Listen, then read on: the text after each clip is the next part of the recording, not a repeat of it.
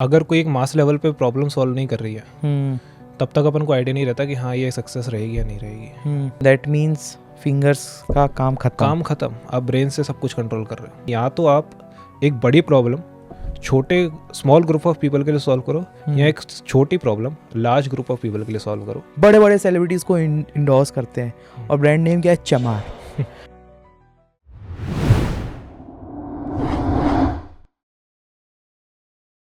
All good, all fine. So कैसे आप हरमीत? बढ़िया। आज हम कुछ ऐसा डिस्कशन करेंगे जो कि बहुत यूज़फुल होने वाली हो। सो आप ऐसा कुछ बताइए कि आज की डेट में अगर कुछ जेनजी या यंगस्टर लोग हैं जिनको वो चीज़ करना चाहिए और जो आप कर रहे हो और आप वो करके ऐसा फील करते हो कि यही सब कुछ है इन फ्यूचर, तो आप क्या बोलोगे आजकल के जो 15-16 ईयर्स के जो बच्चे हैं जो 10th और 11th पास आउट करने वाले हैं, तो वो अपने फ्री टाइम में ऐसा क्या करें या कौन सा स्किल या पैशन फॉलो कर सकते हैं जिसको? देखिए ऐसा है कि इस एज में टाइम बहुत रहता है 15 से 20 के बीच में खासकर।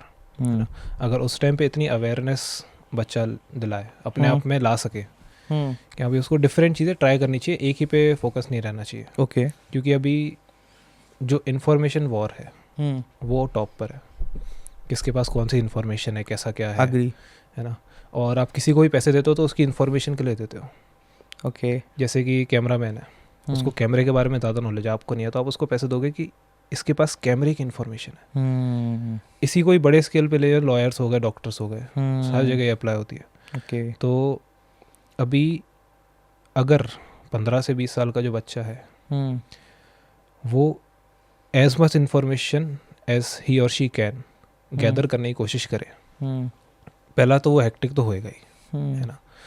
दूसरा, जितनी ज़्यादा चीज़ें वो ट्राई करेगा उतना ज़्यादा उसको पता चलेगा हाँ ये चीज़ें मेरे लिए है, ये चीज़ नहीं है ना। So you are trying to say कि जितना ज़्यादा ट्राई कर सके उतना करे, ज़्यादा से ज़्यादा चीज़ें। लाइक स्पोर्ट्स में ट्राई करा, क्रिकेट खेला, फुटबॉल खेला। मैंने बचपन में करा, मैंने दोनों खेला, क्रिकेट फुटबॉल दोनों खेला। मेरे को दोनों अच्छा लगता है, अभी भी अच्छा लगता है। लेकिन इतना नहीं कि मैं उसमें स्ट्रगल भी करूं कि हाँ भाई मेरे को टॉप लेवल का फुटबॉल प्लेयर बनना है। सो दैट मीन्स कि अगर एक सिंगल पर्सन या ऑर्गेनाइजेशन के पास जितनी नॉलेज, जितनी इन्फॉर्मेशन होगी वो उतनी ज़्यादा एक्सटेंड करेगी, बढ़ेगी। फॉर एग्जांपल ऐसे हम बात करें टेस्ला की, आई मीन जो इलॉन मस्क की जो कंपनी है, उसकी कंपनी का क्या नाम है एग्जैक्टली?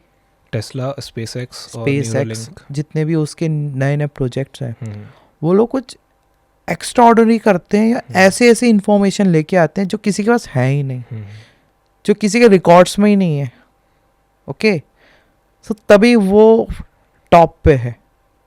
अगर किसी यूथ को कुछ स्टार्ट करना हो तो ऐसी यूनिक कुछ करे, ऐसा रिसर्च और इन्फॉर्मेशन लेके आए तो वो हिट करेगा मार्केट में और उसकी वैल्यू बढ़ेगी।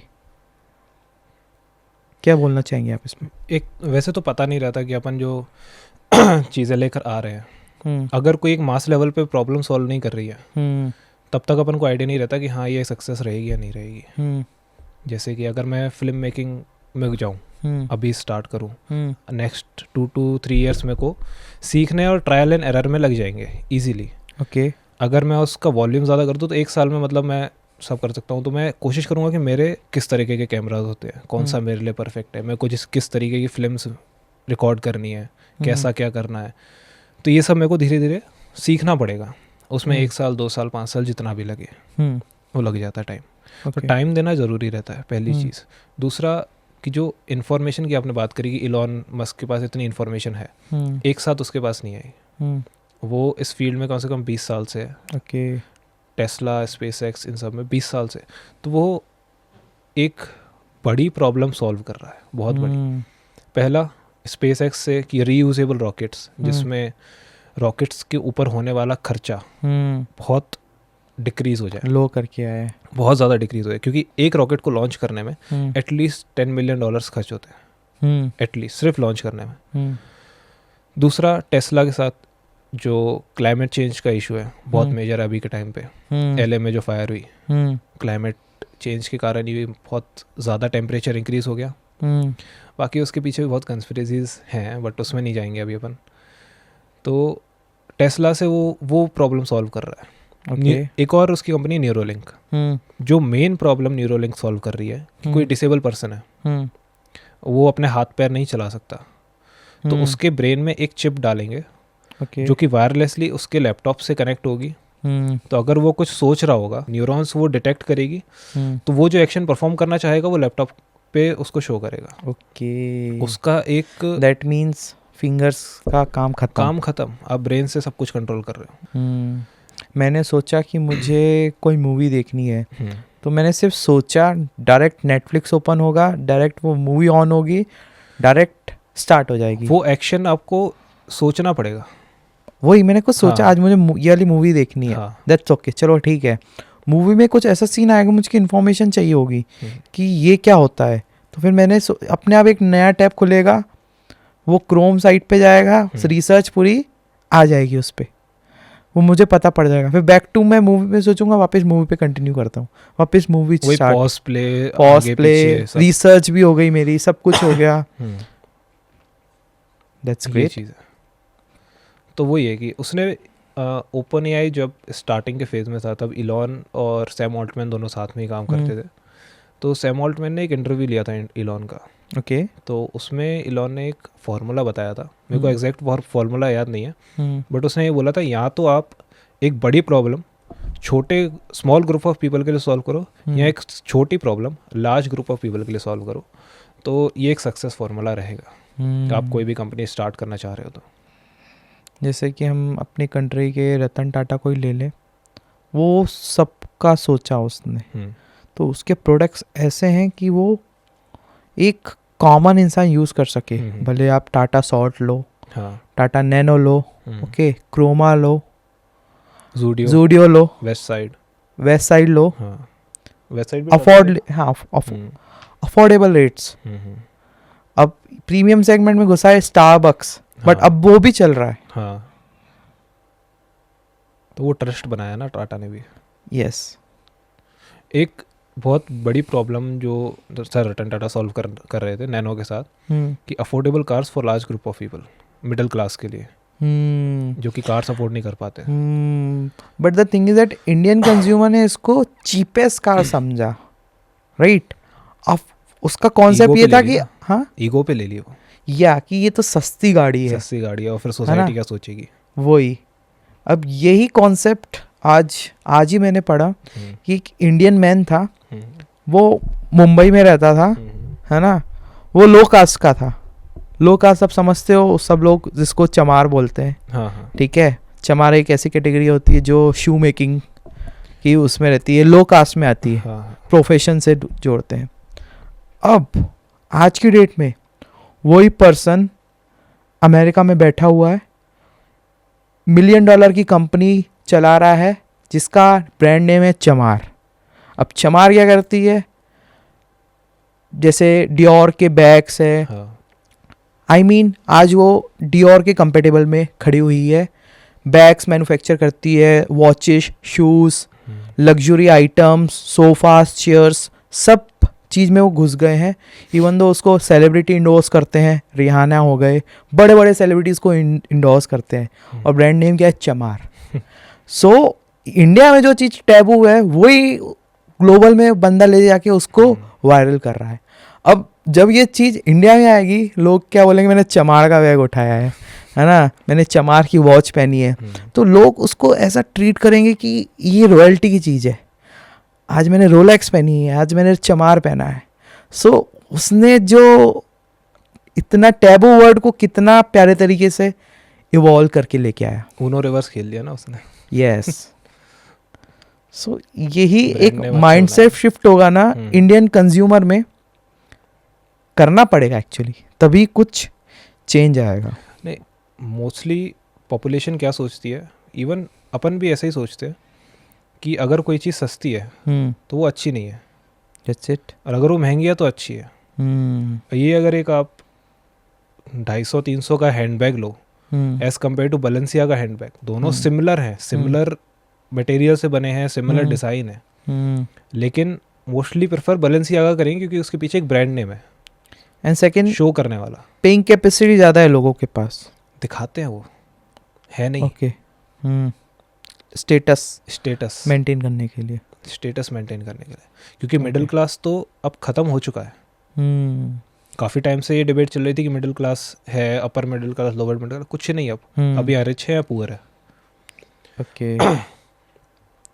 तो अभी जो मिडिल क्लास है फैमिली, अब वो उनके ऊपर है कि वो रिच में जाना चाहेंगे या पुअर में रहना चाहेंगे। अगर वो अपनी स्पेंडिंग कैपेसिटी को कंट्रोल में करते हैं और अपना अर्निंग सोर्सेज बढ़ा देते हैं, उनके ऊपर है, तो वो रिच क्लास में खिलाए जाएंगे। ऐसा अगर वो वही स्टैंडर्ड के पीछे भागेंगे कि नहीं हमें तो शो करना है, हमें दिखाना है, एक्सवाइड, हमें तो महंगी महंगी चीज़ें पहननी है, ऑब्वियसली पहनो, लेकिन अगर आप औकात के हो तो पहनो, बिल्कुल कोई इशू नहीं है। अगर आप नहीं पहन पा रहे हो, सिर्फ दिखावे के लिए पहन रहे हो, तो आप फिर पुअर क्लास में चले जाओगे, अपने आप शिफ्ट होंगे, किसी को पता भी नहीं चलेगा, बिगड़ेंगे, फाइनेंसेस बिगड़ेंगे। ओके। वो अपने आप शिफ्ट होंगे, किसी को पता भी नहीं चलेगा। अभी जिस तरीके का बजट आया है, अभी कल और बजट अनाउंस होना है, मेन टैक्सेस का है। ओके। कि अपन कितना टैक्स पे कर रहे हैं, हर चीज़ पे टैक्स है। ओके। अब वो बताने की ज़रूरत नहीं, हर एक बंदे को पता है कि किस चीज़ पे टैक्स है। बट वही है कि अपने ऊपर है, अपन कितना कंट्रोल कर पाते हैं अपने आप को। ये एरा ऐसा है कि आज की डेट में जिसके पास जितनी ज़्यादा, जितनी सटीक, जितनी करेक्ट, जितनी प्योर इंफॉर्मेशन होगी और वेल रिसर्च्ड होगी, वो ही आगे बढ़ेगा। अब अगर हम देखा जाए तो ये जो डेटा का रेस है, इंफॉर्मेशन का जो रेस है, अगर एक पर्सन आगे बढ़ता है तो वो कैसे बढ़ सकता है उस पर? मेंटल कैपेसिटी बढ़ानी पड़ेगी। कैसे? अभी 90% पॉपुलेशन डिस्ट्रैक्टेड है सोशल मीडिया से।